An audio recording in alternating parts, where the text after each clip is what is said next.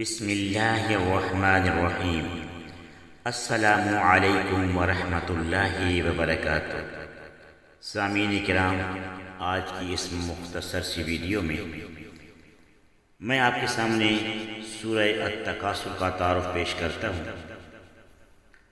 اس سورت کا نام التکاثر ہے۔ یہ لفظ پہلی آیت میں مذکور ہے۔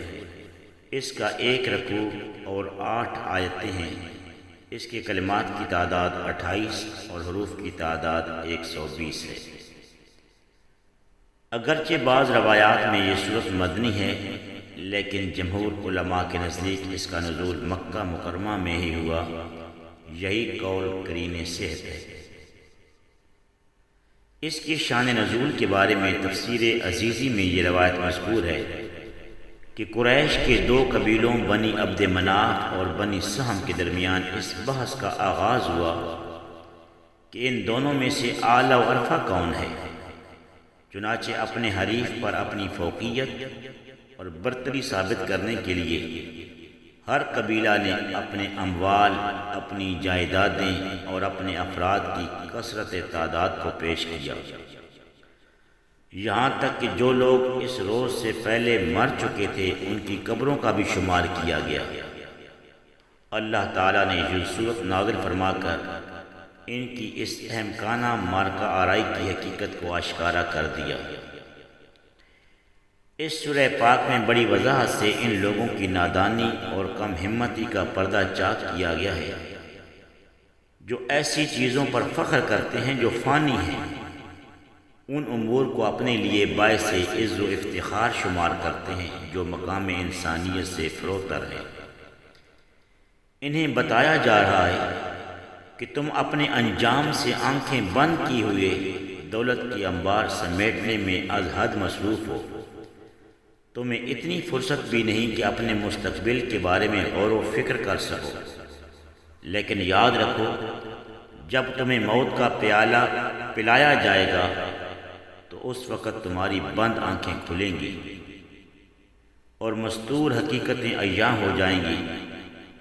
تمہیں جہنم کی وادی پر کھڑا کر دیا جائے گا۔ اس وقت تم پچھتاؤ گے، کف افسوس ملو گے، لیکن سب بے سود۔ اگر تم چاہتے ہو کہ مرنے کے بعد تمہیں شرمندگی اور خجالت نہ ہو تو اب آنکھیں کھولو، ہوش میں آؤ اور فانی لذتوں کے پیچھے بھاگنے کی بجائے اللہ تعالیٰ کی رضا کی جستجو میں اپنی صلاحیتوں کو وقف کر دو۔ یہ مال و دولت، یہ فرزند و زن، یہ عز و جاہ جس نے تمہیں بدمست کر دیا ہے اور منعم حقیقی کی یاد کا چراغ بھی تم نے گل کر دیا ہے، یہ تمہیں اس لیے تو نہیں دی گئی تھی کہ تم سرکش بن جاؤ اور اپنے پروردگار کے خلاف علم بغاوت بلند کرو۔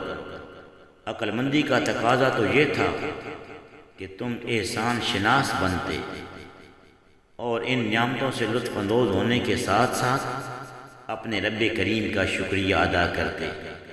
یاد رکھو، قیامت کے دن جب تم محشر کے سامنے پیش کیے جاؤ گے تو تم سے ان تمام نعمتوں کے بارے میں باز پرس کی جائے گی اور تمہیں اس کا جواب دینا ہوگا۔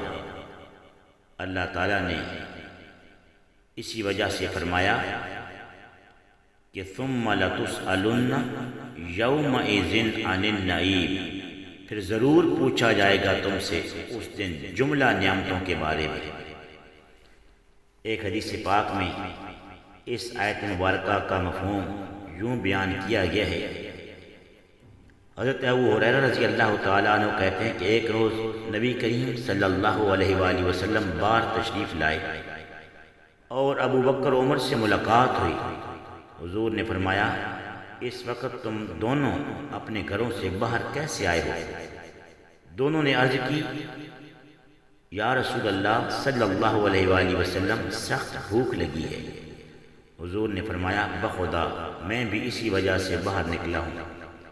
حضور دونوں کو ہمراہ لے کر ایک انصاری کے گھر تشریف لے گئے،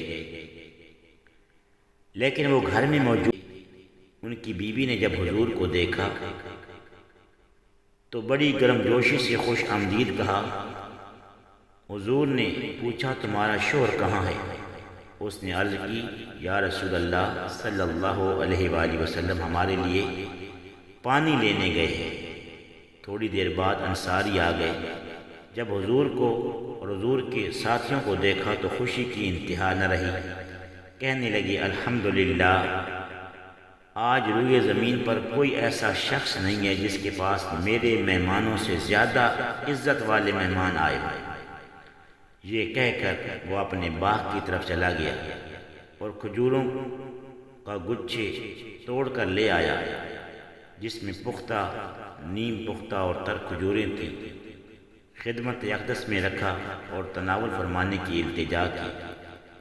پھر اس نے چھری پکڑی اور بکری کو ذبح کیا۔ نبی کریم صلی اللہ علیہ وآلہ وسلم اور آپ کے دو صحابہ کرام کے لیے کھانا تیار کیا۔ تو نبی کریم صلی اللہ علیہ وآلہ وسلم اور آپ کے صحابہ کرام یعنی حضرت ابوبکر و عمر رضی اللہ تعالی عنہ نے کھجوریں بھی کھائیں، پانی بھی پیا۔ جب سیر ہو گئے تو اللہ تعالیٰ کے رسول صلی اللہ علیہ وآلہ وسلم نے اپنے دونوں یاروں سے فرمایا اس خدا کی قسم جس کے قبضہ قدرت میں میری جان ہے، روز قیامت تم سے آج کی نعمتوں کے بارے میں ضرور پوچھا جائے گا۔ فاقہ نے تم کو اپنے گھروں سے نکالا اور تم ان نعمتوں سے شاد کام ہو کر اب واپس جا رہے ہو۔ اس آیت میں تمام انسانوں کو اس بات کی طرف متوجہ کیا گیا کہ اللہ تعالیٰ جو انعامات بھی اپنے بندوں پر فرماتا ہے اس کا ہمیں شکر ادا کرنا چاہیے اور اس حقیقت کو فراموش نہیں کرنا چاہیے کہ ان نعمتوں کے بارے میں قیامت کے دن پوچھا جائے گا۔ اللہ تعالیٰ قرآنی تعلیمات کو سمجھنے اور اس پر عمل پیرا ہونے کی توفیق عطا فرمائے۔